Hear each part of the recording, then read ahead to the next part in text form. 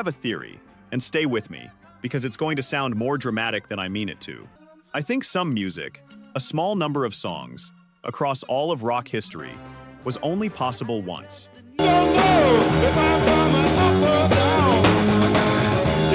Not just because the people who made it are gone, though some of them are, but because the exact collision of who they were, what they wanted, what the technology could hold, and what the world needed at that specific moment.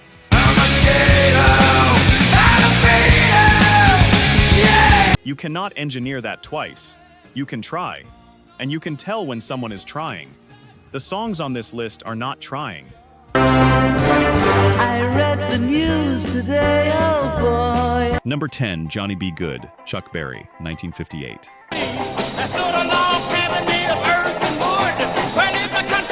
I want to start at the actual beginning. The moment you can point to and say, here, right here, this is where it came from. You know this song. We all know this song.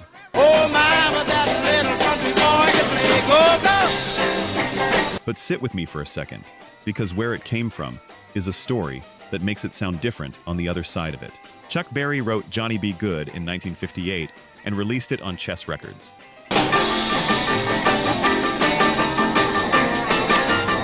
The song is partly autobiographical. Berry was born at 2520 Good Avenue in St. Louis, which is where the title comes from. And here is the detail that I cannot stop thinking about. The original lyrics referred to the character as a colored boy, but Berry changed it to country boy to ensure the song would get radio play. Wow, Johnny B. Good. I want you to hold that for a second. The song that is basically the founding document of rock and roll guitar, the template for everything that came after it, had to be softened at the door just to get inside the house. And it still became everything. Whoa, Johnny B. Good. The opening guitar riff borrows from the opening single-note solo on Louis Jordan's Ain't That Just Like a Woman, played by guitarist Carl Hogan in 1946. Berry took it and rebuilt it and created the vocabulary.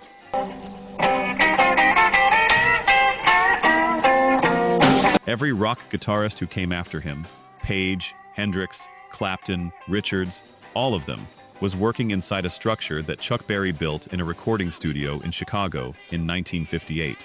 When the sun go down, maybe someday your name will be in lights. John Lennon once said, if you tried to give rock and roll another name, you might call it Chuck Berry. And he was not wrong. And I know you know this feeling. The opening of Johnny B. Good hits something in your body before your brain has time to process it, because your brain learned it from everything else that came after it. That riff is the first sentence. Everything on this list is, in some way, a response to it.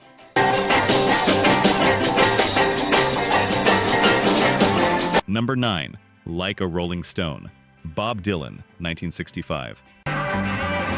People call, say, beware, doll, you're bound to fall. There is something I need to tell you about this recording session. June 15th and 16, 1965. Columbia Records Studio A, New York City. About having to be scrounging. Bob Dylan walks in with a song that started as 10 pages of writing. Free, flowing, furious. That he cut and cut until he had something approaching a song. Producer Tom Wilson is there. Guitarist Mike Bloomfield is there. And then there is Al Cooper. You're gonna have to get used to it. Cooper was primarily a session guitarist who had talked his way into the studio. He sat down at the Hammond organ, an instrument he had never played professionally in his life. And Dylan heard what he was playing and turned to the control room and said, "Turn the organ up, and here is what gets me every time."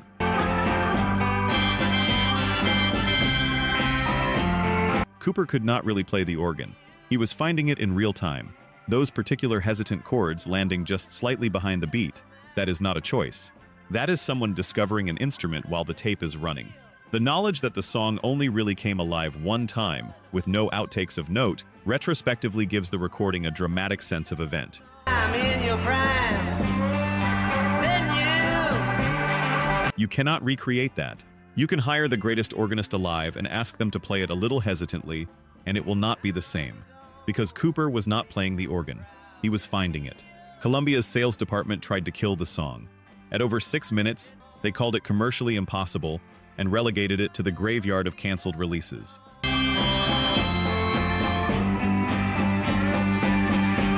It was only after Sean Considine, the release coordinator, slipped a studio acetate to a DJ at a popular Manhattan nightclub that the song found its audience. The crowd demanded it be played again, straight through. The acetate wore out. You'll be on your own. When Bruce Springsteen inducted Dylan into the Rock and Roll Hall of Fame in 1988, he said, "That snare shot sounded like somebody'd kicked open the door to your mind. And I know you know that feeling. The moment Dylan's voice hits the first, 'How does it feel?' something that was closed in you opens. And the whole song sounds like it only exists because it couldn't have been stopped."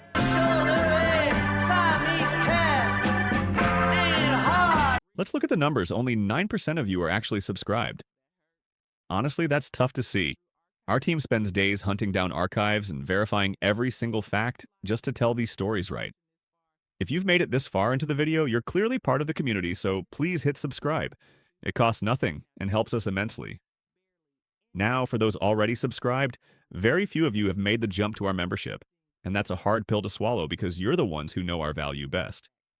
If this channel has moved you or inspired you, consider joining.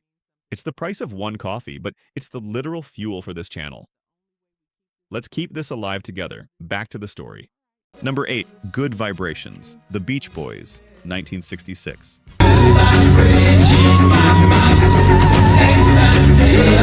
I remember the first time I heard Good Vibrations through real headphones. And I mean really heard it. And I thought, this does not sound like it was made by human beings.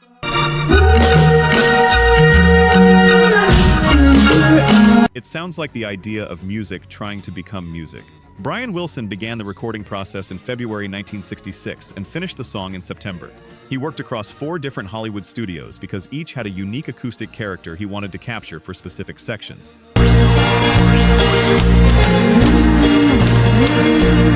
The verses were recorded at Gold Star, the choruses at Western Recording Studios, the bridge at Sunset Sound, and the voices at Columbia Studios, all built separately, in pieces, and assembled.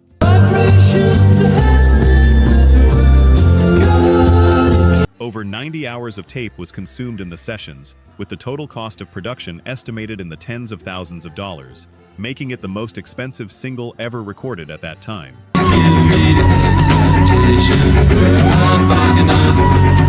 More than 30 musicians appear on the finished track, playing everything from sleigh bells and piccolo to harpsichord and electro-theremin, that strange wailing instrument played by its inventor, Paul Tanner.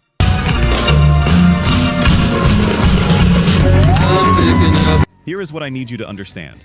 Brian Wilson could not read or write music. Every part lived in his head. The recording took 17 sessions, totaling 90 hours across 4 studios.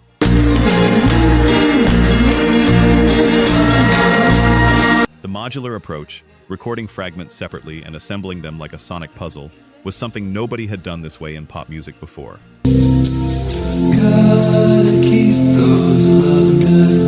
He was inventing the technique as he went. His own bandmates had resisting ideas and did not quite understand his vision, saying it was too modern and too long.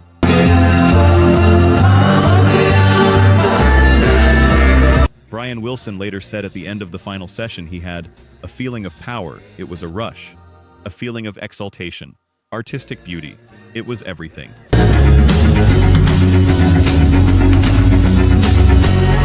And the further truth is, when the Beatles heard Good Vibrations, Clinton Halen suggests their 1967 double A-side, Strawberry Fields Forever, / Penny Lane, was a direct response to it.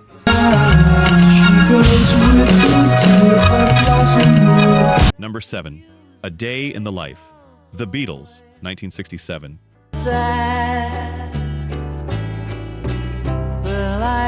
February 10th, 1967. Abbey Road Studios, London. Members of the Royal Philharmonic and London Symphony Orchestras arrived at EMI for what they believed was a proper classical recording session.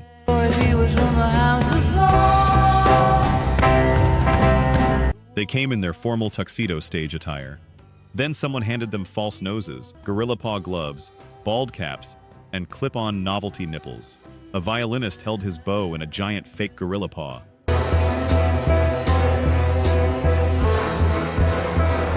Mick Jagger and Keith Richards were in the room dressed in full psychedelic regalia, watching. The Beatles, somehow, were the only ones who hadn't dressed up for their own party. on my coat and grab my hat. The orchestra was asked to fill 24 bars, an empty gap between the two sections of the track, with something that escalated. John Lennon described what he wanted as a musical orgasm. The musicians were told, "Start on the lowest note your instrument can produce, end on the highest.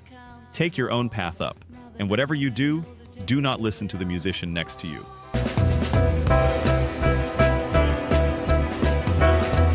Paul McCartney originally wanted 90 musicians for the session.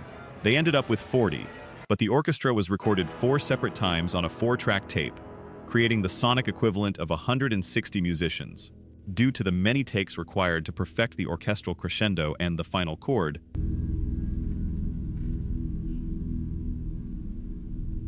the total time spent recording A Day in the Life was 34 hours. For reference, the Beatles' entire debut album, Please Please Me, had been recorded in only 15 hours and 45 minutes. On February 22nd, Lennon, McCartney, Ringo Starr, and roadie Mal Evans sat down at 3 pianos and struck an E major chord simultaneously. The English army had just won. Engineer Jeff Emmerich kept nudging the volume knobs upward to capture every last vibration. The chord lasted 53 seconds. The BBC banned the song, objecting that "I'd Love to Turn You On" was a drug reference, which it was. Lennon and McCartney later admitted as much. I know you just smiled. Because you know the chord.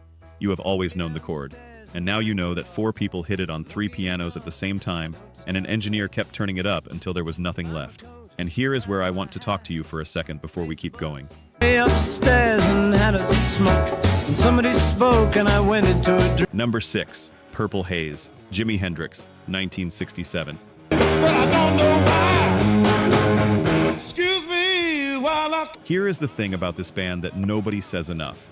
The Jimi Hendrix Experience had been together for about 2 months when this happened. The end of time. By January 1967, their first single, Hey Joe, had peaked at number 6 in the UK.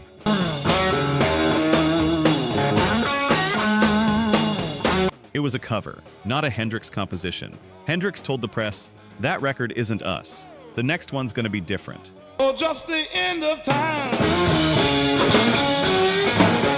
Producer Chaz Chandler had heard Hendrix toying with a new guitar riff in his apartment and told him, "Keep working on that. That's the next single."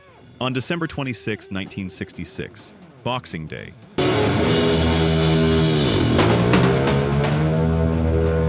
Hendrix was backstage in the dressing room of the Upper Cut Club in East London before a show.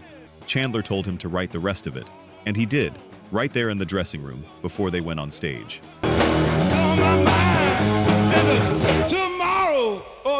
They recorded the basic tracks at Delane Lea Studios on January 11, 1967.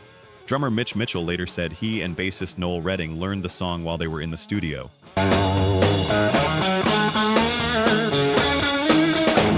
Hendrix hummed the riff and showed them the chords, and they captured it on the 3rd take. The basic tracks took 4 hours.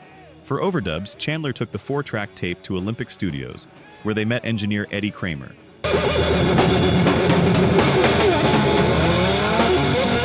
And this is where it gets interesting. The guitar solo used a device called the Octavia, built by sound engineer Roger Mayer, that could double the pitch of the guitar by a full octave, creating that splitting, otherworldly sound. Nobody had used it on a record before. Kiss the sky. To get the distant, eerie background sound, they put a pair of headphones around a microphone and moved them around while recording to create an echo effect that has never quite been named since.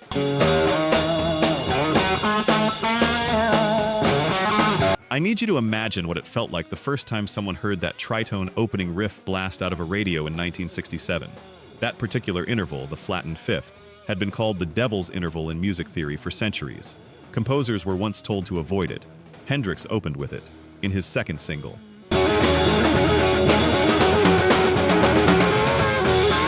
Number 5, Layla, Derek and the Dominoes, 1970.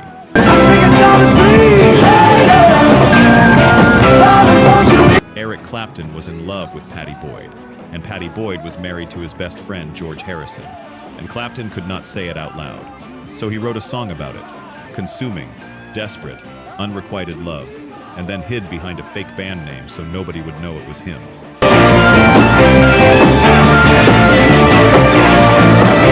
Derek and the Dominoes. He was Derek. Being Derek, Clapton said, was a cover for the fact that I was trying to steal someone else's wife. Now here is the part that I could not stop thinking about once I found it.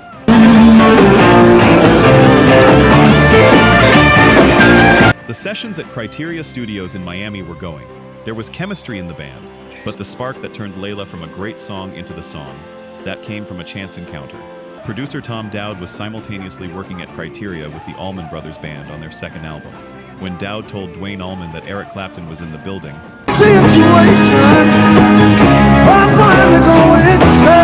Allman said, "I'd love to come by and just watch." And Clapton, hearing this, decided, let's all go to the Allman Brothers show instead. Dwayne Allman was a huge Clapton fan. When the Allman Brothers played a show in Miami on August 26, 1970,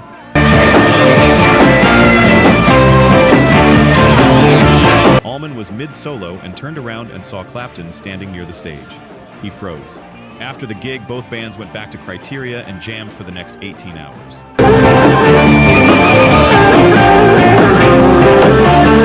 Within days, Allman was a full part of the sessions, and the two of them were set up in the studio facing each other, looking each other in the eyes, playing live through small Fender amps, no headphones, close enough that if they talked while recording, you would have heard it over the amplifier.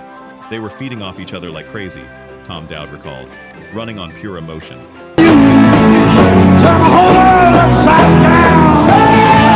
Allman played on 11 of the 14 songs on the album. Dwayne Allman died in a motorcycle accident in October 1971. He was 24 years old. Clapton later said that when he hears Layla, it is almost like he was not in that band, like he is listening to someone he really liked. Now hear it again. Knowing all of that, knowing what Clapton could not say, and who he had to meet by accident to say it the way it needed to be said, tell me it does not sound different.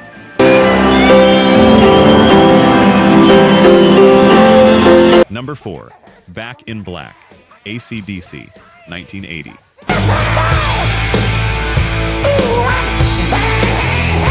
On February 19, 1980, Bon Scott died from alcohol poisoning after a night out in London. The remaining members of AC/DC considered disbanding. They had every reason to. Scott was not replaceable, and they knew it.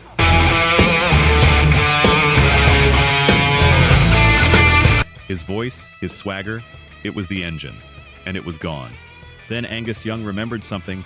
Bon Scott had told the band about a singer he'd seen in England years earlier, a guy named Brian Johnson, fronting a band called Geordie. Bon had said,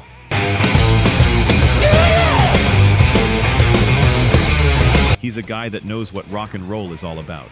Bon Scott from the grave had pointed at his own successor.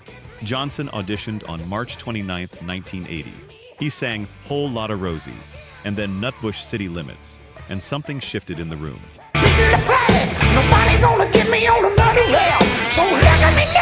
It put a little smile on our faces, Malcolm Young said, for the first time since Bon. Less than 6 weeks after Scott's death, AC/DC booked Compass Point Studios in Nassau, Bahamas, with producer Mutt Lange.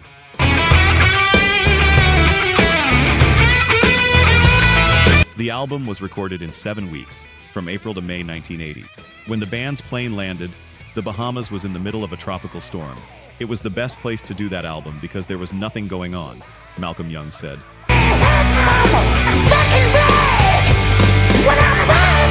We'd sit through the night with a couple of bottles of rum with coconut milk in, and work. The all-black album cover was designed as a sign of mourning for Scott. They needed a title track that would rock, that would celebrate their fallen friend without being literal or mournful.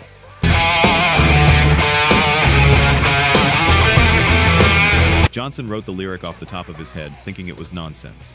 His bandmates thought it was perfect. Lines about abusing 9 lives and beating the rap summed up Bon Scott exactly. Brian Johnson later said that when the sessions ended, he went outside, sat among some trees in the Bahamian sun, and felt so happy he had done it.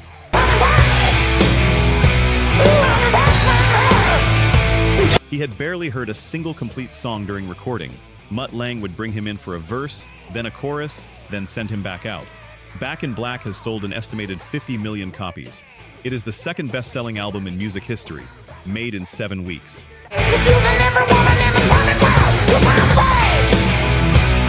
By a band that almost did not exist, as a tribute to the man whose shoes no one was supposed to be able to fill. And if you have ever done something under impossible circumstances and surprised yourself, you know exactly what those sessions in Nassau must have felt like. Number 3, Born to Run, Bruce Springsteen, 1975.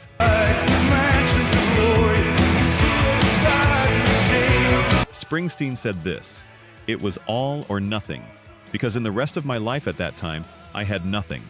Every night, that's how I went into the studio." Recording sessions for the Born to Run title track lasted 6 months.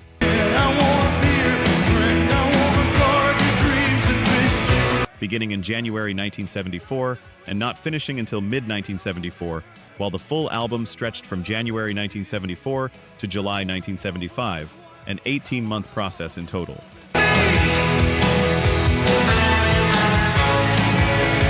Springsteen was trying to emulate Phil Spector's wall of sound production, that dense, orchestrated, reverb-drenched approach, and translate it into the urgency of rock and roll in 1975. He wanted it to sound like, in his own words, Roy Orbison singing Bob Dylan, produced by Spector.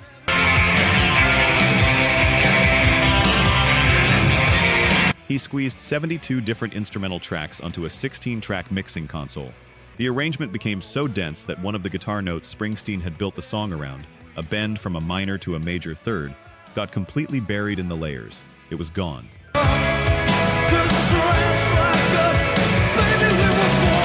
Guitarist Steven Van Zandt heard it and told him, and Springsteen said, "Leave it." Van Zandt later called that decision, "my greatest contribution to his music."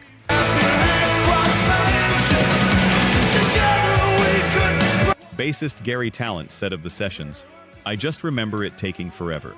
Talent brought his wife to the studio once. She heard the same 8 bars repeated for 4 hours straight.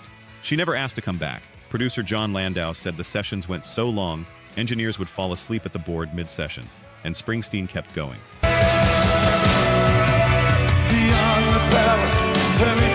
Because the sound he was hearing in his head, he could not fully explain it to anyone else in the room. When Born to Run was released on August 25, 1975, Springsteen appeared on the covers of Time and Newsweek simultaneously. His second album had nearly gotten him dropped by the label. He went into those sessions with nothing.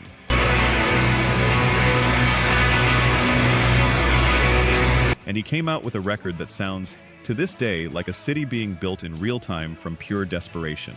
And if you have ever worked at something past the point where it made sense, stayed in the room after everyone else had the good sense to go home, because the version of it in your head wasn't finished yet, then you know what that studio smelled like.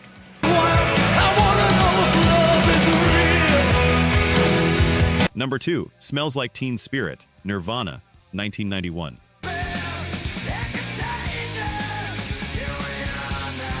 Kurt Cobain's friend Kathleen Hanna, the singer of Bikini Kill, spray-painted something on his apartment wall one night after a long night of drinking and arguing and laughing.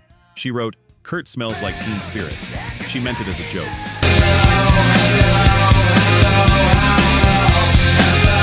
Teen Spirit was a brand of deodorant worn by his then-girlfriend Toby Vale. Hannah was teasing him. Cobain did not know that. He thought it was a revolutionary statement.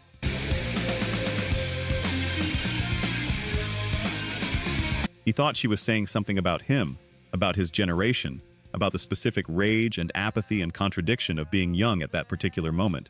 He thought it was the title of a manifesto. He wrote the song around that misunderstanding.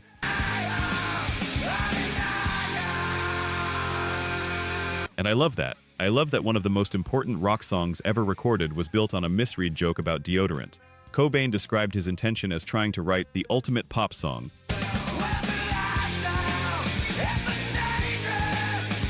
He called it an attempt to rip off the Pixies, to use their quiet, loud dynamic structure in the most direct way possible. He sent a cassette demo to producer Butch Vig before the recording sessions.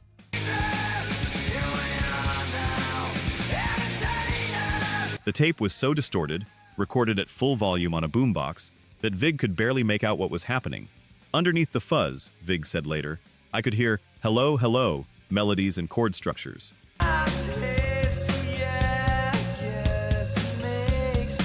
And even though the recording was terrible, I was super excited, unquote.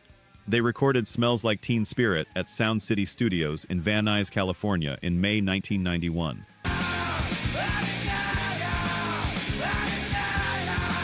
Three takes of the basic track. they kept the second one. Vig moved the bridge from the end of the song to the middle, and then he had to convince Cobain to double-track his vocals.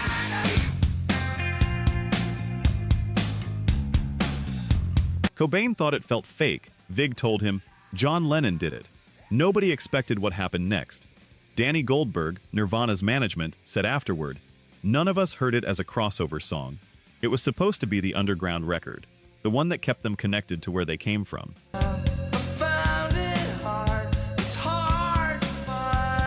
Cobain later said he almost felt embarrassed by how big it got, like he had lost the ability to control something that was supposed to be his. And you were somewhere specific the first time you heard it. You may not remember where, but something in you does. Because that is what songs like this do. They attach to moments in your life that you were not ready for, and they stay there.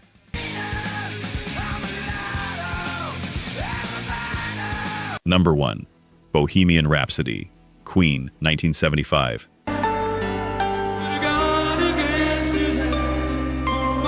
You know this one. We all know this one. But sit with me for a minute, because what went into making it is a story that makes it sound different on the other side of it, in the best possible way.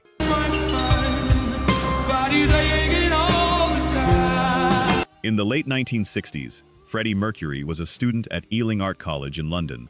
He came up with an opening line, "Mama just killed a man." He believed it sounded like something a lonely gunfighter would say. Before naming the song Bohemian Rhapsody, he called it the cowboy song.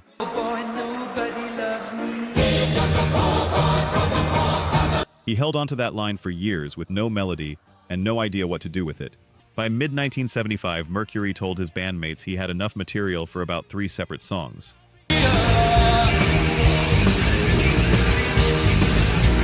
But he was thinking about blending all the lyrics into one long extravaganza. I remember Freddie coming in with loads of bits of paper from his dad's work, like post-it notes, and pounding on the piano, Brian May said.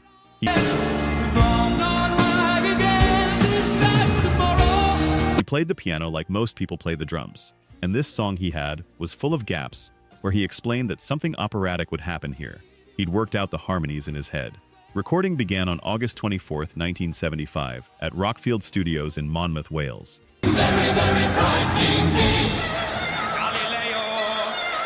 It would take 3 weeks, spread across multiple studios, with Mercury directing every session. To build the opera section, a full week alone was dedicated to it.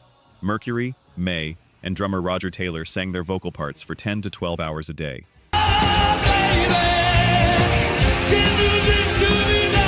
They stacked 160 tracks of vocal overdubs using 24-track analog recording. Mercury sang the middle register, overdubbing his voice until it sounded like a chorus, with the words Galileo and Figaro bouncing up and down the octaves. They ran the tape through the recording heads so many times that it started to wear out. Carry on, once we held the tape up to the light and we could see straight through it, May said, the music had practically vanished. Every time Fred decided to add a few more Galileos, we lost something too. And here is the part. Queen's record company did not want to release it as a single. At nearly 6 minutes, they said it would never get radio airplay.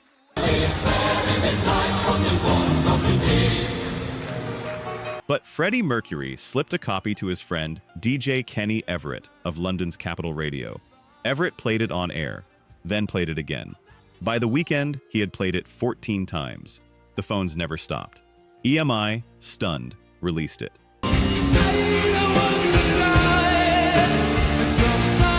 In the UK, it went to number 1 for 9 consecutive weeks. After Mercury's death in November 1991, Bohemian Rhapsody returned to number 1 for another 5 weeks. In 2018, it became the most streamed song of the entire 20th century. And here is what I keep coming back to.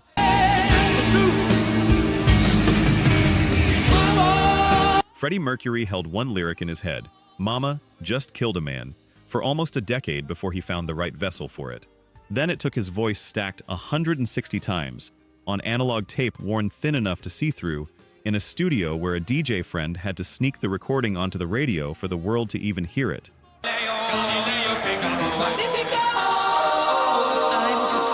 You cannot manufacture that specific obsession, that specific chain of accidents, that specific grief and beauty and impossible ambition, in that specific room, with those specific 4 people, on tape that was nearly transparent by the time they were done. Some things are only possible once, and sometimes the only way you know how rare they were is after they are gone.